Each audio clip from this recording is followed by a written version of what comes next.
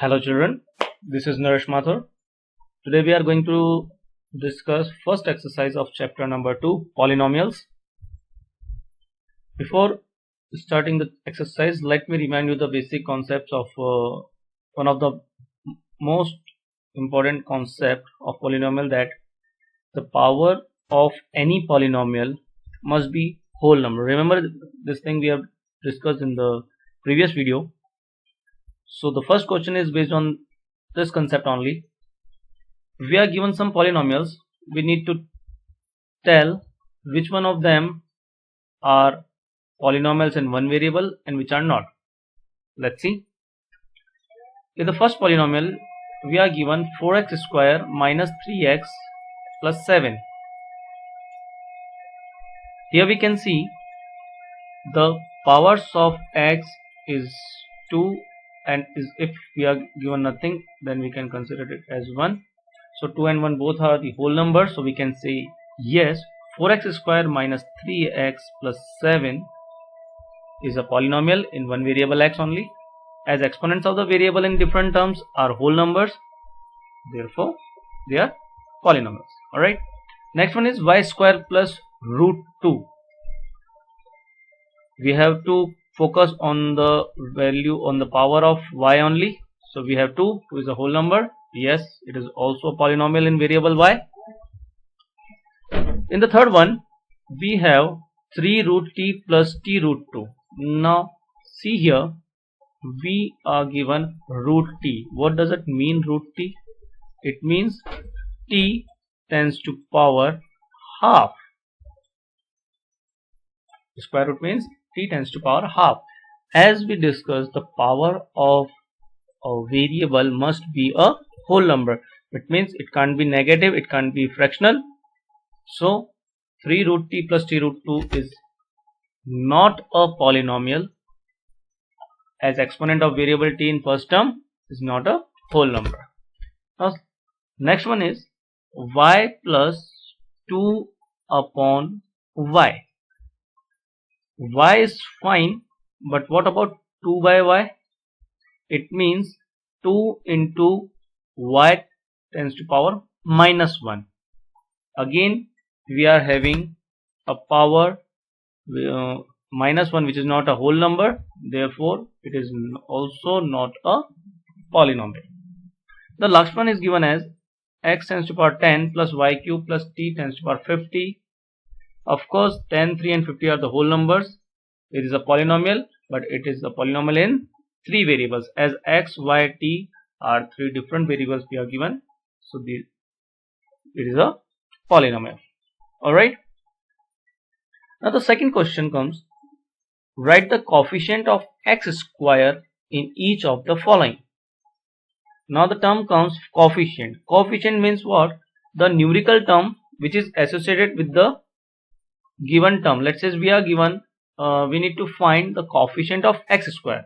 So we just need to write the numerical value which is associating with the x square.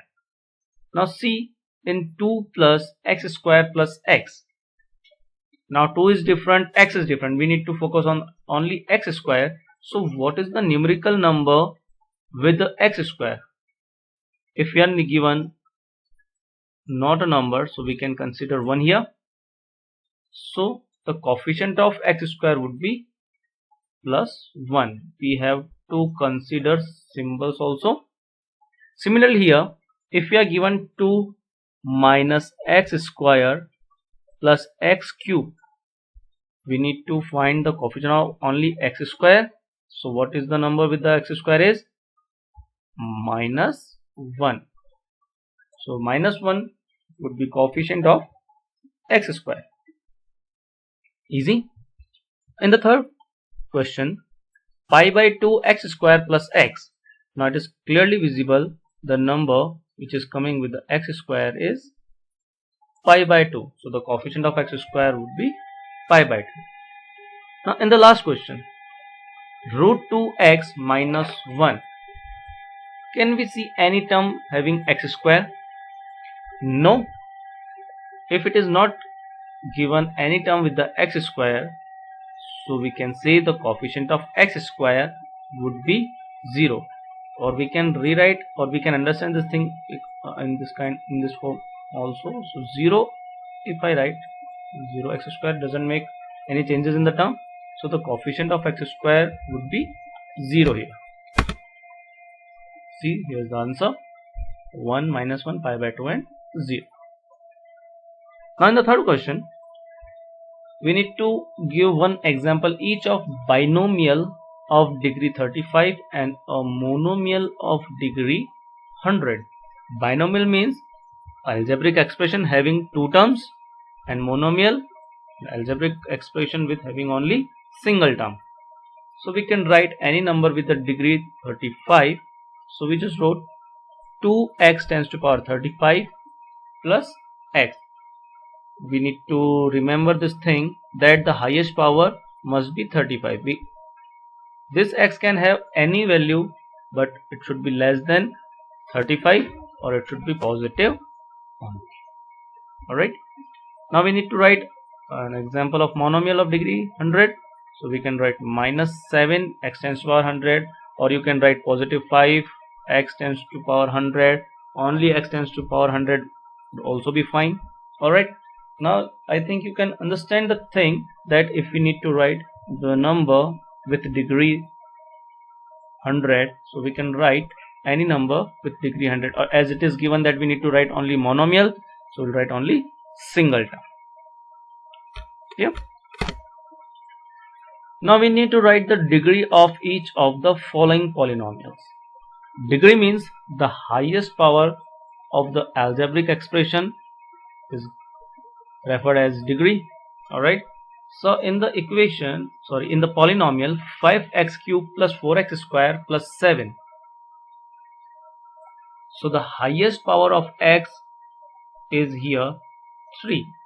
Here we have x tends to power 3, here we have x power 2, and here we have x power 1. So the highest power is 3, so the degree of the given polynomial would be 3 only. 4 minus y square, quite simple, 2 is the highest number, so the degree would be 2. 5t minus root 7, here we have a linear term, only 5t, so the degree of polynomial is 1 only. Now at last 3 is a constant polynomial, so the degree of a constant polynomial is always 0, so the degree of the polynomial 3 is 0.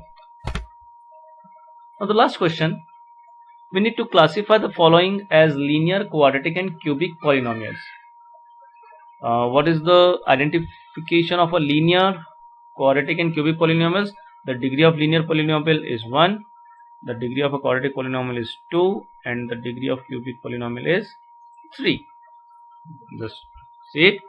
X square plus x, degree is 2, therefore it would be a quadratic polynomial.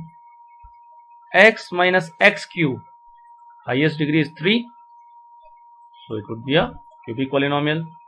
Y plus y square plus 4, highest degree is, or highest power is 2, so it would be a quadratic polynomial. 1 plus x, now it is a linear polynomial because x has power 1 only, so it is a linear polynomial. 3t, again a single linear polynomial.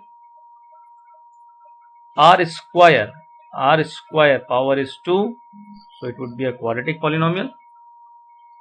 And at last 7x cube is a cubic polynomial because 7x cube, x cube has a power of 3. So I hope I am clear here. Now I think you are able, I am sure all of you will be able to do these kind of questions. I have some practice questions for you. Just note these questions and try, and let me know if you face any kind of problem or difficulty to solve these questions. I'm always here to help you out. Alright, thank you for listening carefully.